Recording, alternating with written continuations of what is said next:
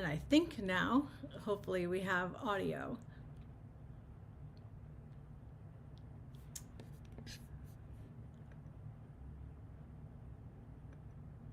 We're going to keep working on it. So for those of you who just joined now, these are the things we're learning, and it goes to the Unpolished as we continue to refine our practices here live. Value your feedback, value your questions, and education too, for those of you who are going live and can solve some of these challenges. What other things do we have coming up? So if you are aware, last week I got to spend several days in Miami. I had the privilege of attending and speaking at the 10X Ladies event hosted by Elena and Grant Cardone and the Cardone Enterprises team. And it was my first 10X experience. I have to say it was one of the best opportunities I could have asked for. Such an incredibly welcoming team, company, and in terms of the statement it makes about business operations, now seeing how a $5.5 billion company is built off of a machine of social media, sales processes, incredibly classy, buttoned up team, the family dynamic, not only the Cardone family directly, but across the network, phenomenal.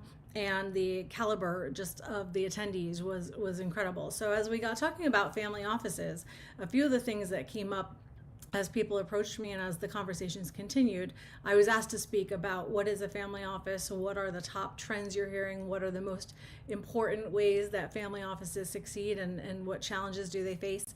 And so as individuals came up to me with questions and also what they're experiencing in their own world, two of the top things that came up were alignment, feeling aligned, whether it's with your spouse or with your significant other, your partner, across the larger family in terms of vision, legacy, even tax strategy, whatever that is within your family, but having everybody on the same page, rowing in the same direction, having things documented, having a plan, having an investment thesis as the family continues to grow, deciding what the structure of that is going to look like, who will you employ, how will you employ, and governance, security, really all of the topics. It was interesting to see the people who approached me one-off saying, how do I have these conversations within my immediate family, within our broader family?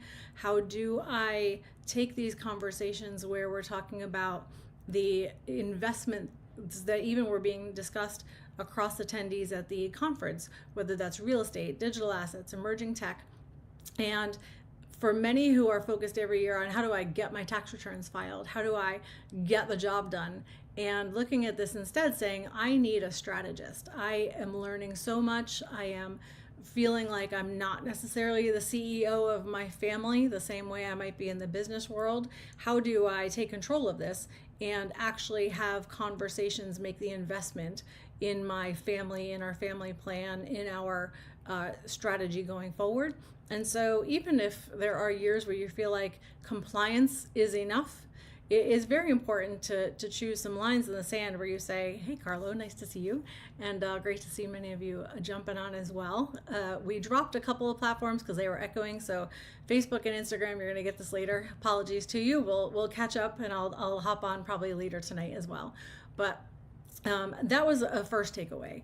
The second, it was relevance. So for those who may not really think about this or have reason to think about it, and I'll be posting about this later in the week, but when you look at the Cardone Enterprises community and the 17 million-ish followers they have across platforms, when you think about that from how we communicate in our professional world and also in our families, so many of us travel constantly, or we are always networking or investing in networking groups, or just running ourselves to communicate our brand message, to communicate about our companies, and to just have that foot in the door. And when you think about the combination of the marketing approach of amassing that kind of audience and doing it just through post after post, thought leadership, conferences, webcasts, both live, and I know that there were at least 3 or 4 webcasts over the weekend that were pre-recorded and that were, scheduled for attendees. But getting that message out there in a consistent way, offering many different types of messages. Grant's really open about the fact that whether it's sales training, marketing training, real estate, wealth creation, obviously everybody has different things that resonate with them, but when you come back to that being all part of building a brand, that ability to create that kind of community and the loyalty that I saw at the events when I was in Miami, and the ability then to translate that into incredible levels of sales at every different place in the funnel was so incredibly impressive. And when you think about the investment in that type of learning versus the tens of thousands I know many spend on travel and on other forms of marketing and on just getting that foot in the door, it definitely, I already was a believer and I was already on board. But if there was anything that made me now glue in to literally counting how many messages per day, what type of messaging, how long, what type of video, I mean, there's so much to be learned from that. And then on top of it, if you're thinking about it from your family perspective, how to really establish and differentiate your brand as you're thinking about preserving family legacy and what you want that to look like, but also not only how you will build out your brand, but how you'll set the guardrails and the opportunities for your kids and for future generations now wanting to see what you're about and what your family will be about going forward and how you're leveraging the evolving markets.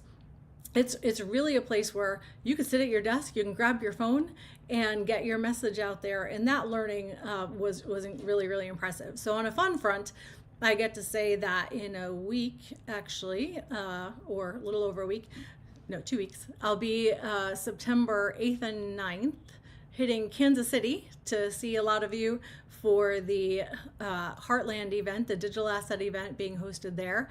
Heidi Lehman, thank you so much for the invitation. And I'm going to get to do an afternoon fireside chat with Grant at that event. So super excited. And then we are only a little over 7 weeks away from the Private Capital and Innovation Summit in Greenwich, Connecticut. We have an opening reception evening. We have 2 full days of incredible content. We're buttoning up our speaker list and the agenda for that event. And so beyond thrilled by the messages we're getting and the questions, and really looking forward to seeing many of you who I can see are on with us right now at that event.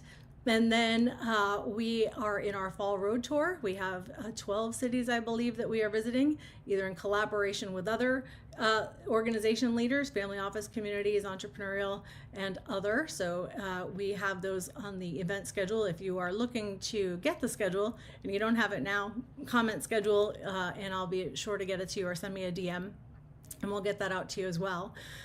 And then, among the things that mean so much as I'm having conversations with people who have attended other events that we've hosted, thanks so much to Gary Cardone for the February event that we had at his home, and for the November event where we'll be back there.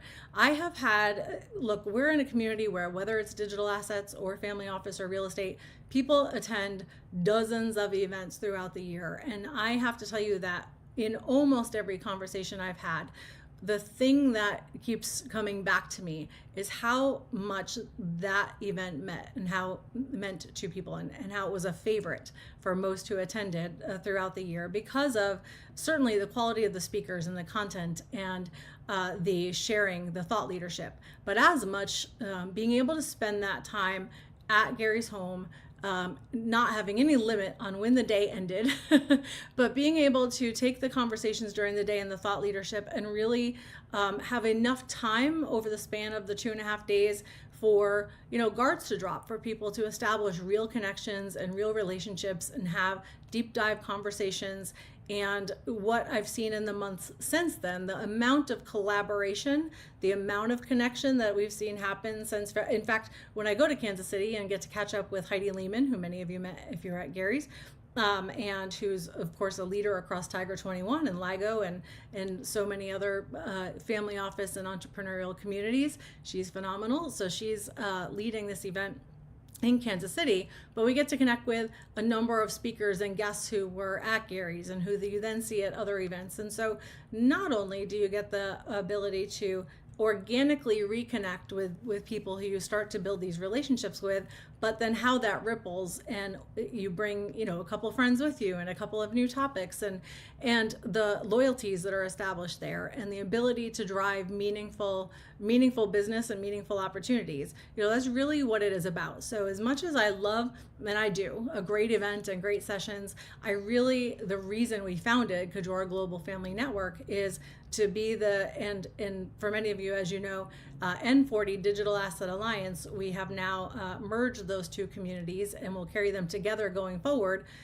That's really been brought on by the ongoing statements and requests that we normalize the digital asset conversation into family strategy and into tax planning and into our lives, rather than kind of having it off as its own separate world. Now, we will still hold digital asset only events, primarily for our tech founders and for our VC discussions, and so for the informational presentations, just so we have a focused way to stay up on all the things happening across the space. But to get everybody in a room, you really can't have a real estate conversation anymore about structured finance and liquidity change and all of that without having tokenization in the same room, or dual asset deals that have real estate and Bitcoin now. As this continues to evolve, you really can't draw that line in the sand anymore. So we thought it was most responsible, and based on the many requests we had to bring those two things together, we now will be doing that in the months ahead. So excited to see our allocators, our wealth creators, our fierce entrepreneurs, and many, many others in the months ahead. What else is happening? So again, as I mentioned at the start of this that may have gotten cut off, we also have a lot of global things happening with a number of our friends. So if you are in or planning to be in or connected to activities across Switzerland, London, Hong Kong, or outside the US, you have focus areas, please make sure, if you are a Kajora member, that you join those discussion communities. If you are listening to this, feel free to DM me your areas of interest, and we'll get you connected to those events and to those opportunities. When we come into content, the Kajora Academy, we've had, so for those who may not be aware, we have really a few different tracks that we include in the Academy.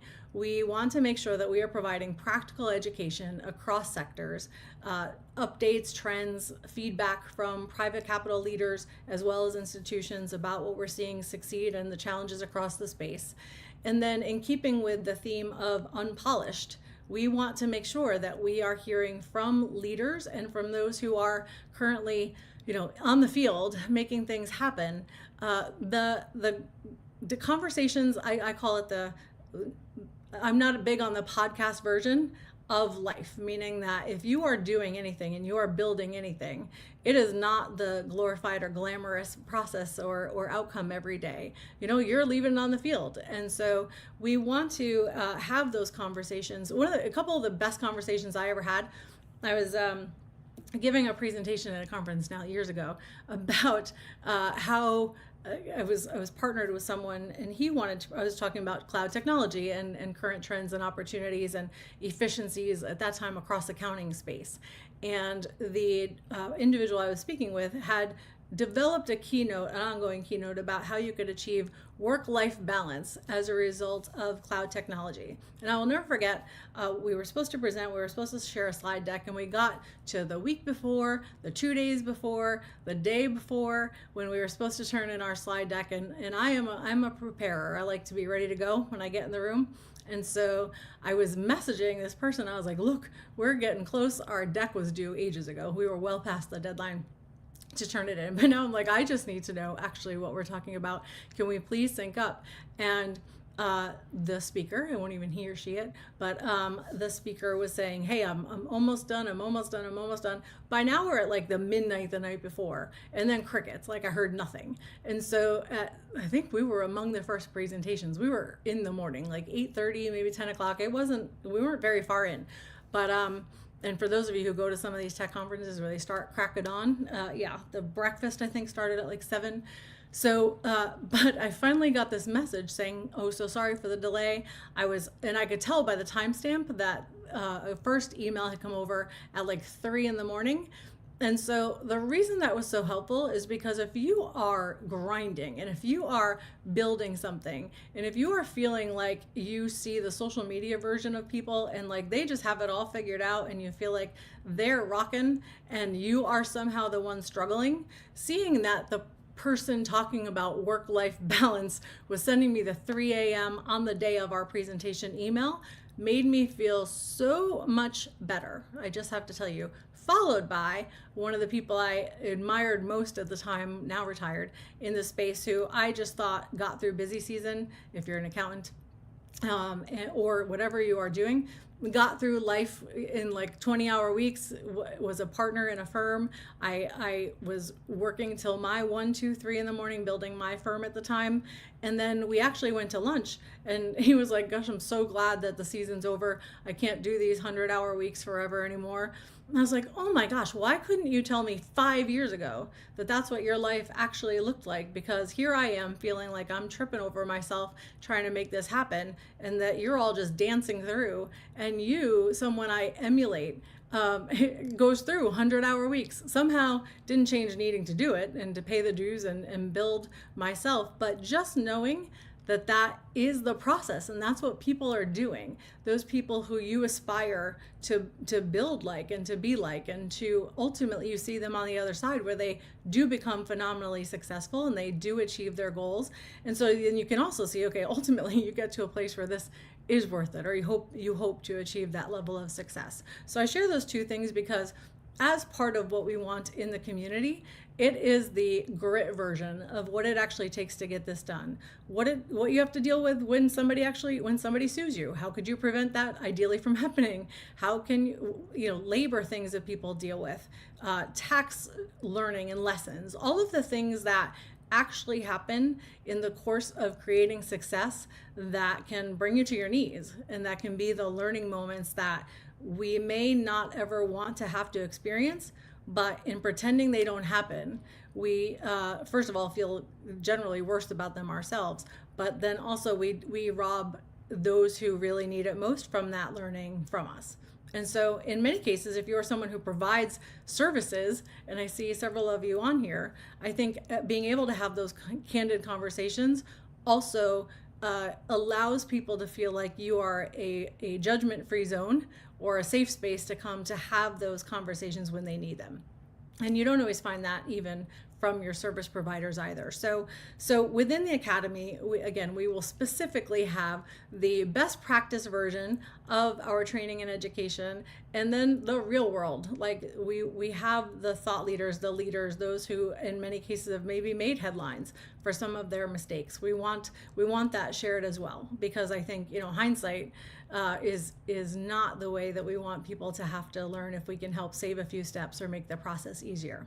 So with that, we then also are filling up our councils. So if you are on the KajoraGlobal.com website or venture there, and we'll throw some screenshots of this up so that everybody can get there. But whether you are an RIA or you are a family office leader interested in real estate, again, digital assets, emerging tech, other alternatives, entertainment, whatever your interest areas are, our peer communities are filling, and we are making sure you have your own chat forums to connect in. And we are receiving more requests for more, I'll call them subgroups, and we probably aren't going to venture into that just yet. We want to make sure that we have the conversations flowing and have everybody organized in the larger groups, and we'll continue to learn and grow. So really appreciate the involvement there as well. And with that, going into this week, we have lots of requests for content. We are rolling out our new member site. So if you are a new member or an existing member or incoming, you'll be getting your invitation and to fill out your profiles and get in on the conversations there. And then for anyone interested in, everything from New York Fashion Week, we have invitations we'll be sending out. We have a lot of VIP things that have come in. We're really grateful to our friends and members who have been saying, hey, we have these opportunities or these really exclusive invitations. And so looking forward to seeing everybody at a number of those. And so really important, again, that if you are interested in becoming a part of the community, we used to post a lot of things more as public events. And as these are filling now, and as we're seeing the community continue to grow, it's not that we're doing less, it's that a lot of those have come off and they're now private events. So if you are again a member, you'll see them on your member event list, and they're not disclosed to the public. The last thing I'll share today is that we are evolving our service provider and our speaker networks. I have been getting a lot of requests, kind of to my comment before, from people who maybe feel that their community they've been working with is more focused on compliance than on strategy. And so I've been asked across the country for regional as well as national contacts who provide services, whether that's accounting, legal, insurance, across professions. So if you are someone in this space who works with family offices, entrepreneurs, whatever your sweet spot is, certainly among the ultra high net worth space is where we're seeing a lot of these requests, and foundations as well. Public charities, runs the gamut. But so if you are a provider, and if we aren't already updated about what it is you provide and who you serve and where you serve, please make sure that we get that updated information from you. And then if you are a speaker and you have a list of your current topics that you are focused on and feel interested in sharing with the community, or writer, I should trainer, speaker, writer network, we'll be sending out specific information here. But essentially we want to broaden the range of talent available to everyone. And in order to make sure that everybody's doing their own due diligence, that you're selecting the people right for you, we will make sure that that there are multiple opportunities for you to connect with a variety of individuals, do your due diligence, make sure you are choosing someone you are comfortable with, but again, we'll curate that information and bring it to you so that we provide an easy path to helping support you. And anything else, I will be doing more Q&As. I'm going to be coming on more evenings for just general, what do you have going on? What questions do you have? And that will span across family office. We will be talking cross sectors. We'll have some guests on.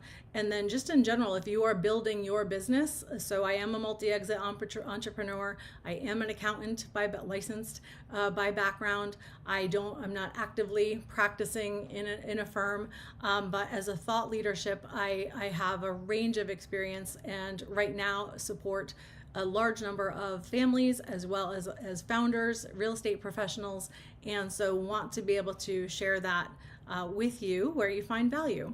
To the extent that it's deeper levels of advice, you're going to hear me continue to push you back to your professional team. But I think we have the opportunity really to support each other in the weeks and months ahead. So I will say thank you for tuning in right now, and I look forward to seeing a number of you in person over the coming weeks and online as well. And we will continue to build together. Thanks very much, everybody. Have a great evening.